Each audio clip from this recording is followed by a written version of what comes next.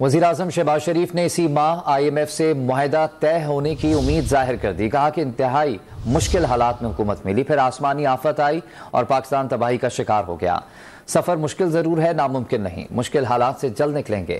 Green line train service کی افتتاحی تقریب میں کہا کہ چین نے مشکل حالات میں ہمیشہ پاکستان کا ہاتھ تھاما، لیکن تحریک انصاف حکومت نے 4 سال میں پاک چین دوستی کو ٹھیس پہنچائی. وزیر اعظم شہباز شریف نے green line express train service کا افتتاح کر دیا. مارگلہ اسٹیشن اسلام آباد پر افتتاحی تقریب میں وفاقی وزیر ریلوے خواجہ سعد رفیق، وزیر خزانہ اسحاق ڈار اور وزیر منصوبہ بندی احسن اقبال بھی شریک ہوئے. تقریب سے خطاب میں وزیر اعظم شہباز شریف نے امید ظاہر کی ہے کہ IMF سے معاہدہ اسی ہفتے طے پا جائے گا، جس کے بعد پاکستان مشکلات سے نکل آئے گا.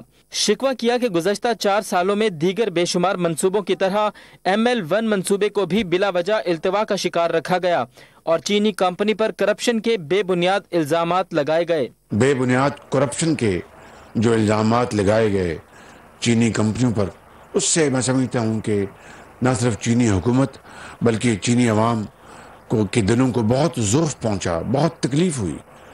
IMF سے اسی مہینے میں انشاءاللہ مجھے پوری امید ہے کہ معاہدہ ہو جائے گا اور یہ مشکلات سے ہم باہر نکل آئیں گے.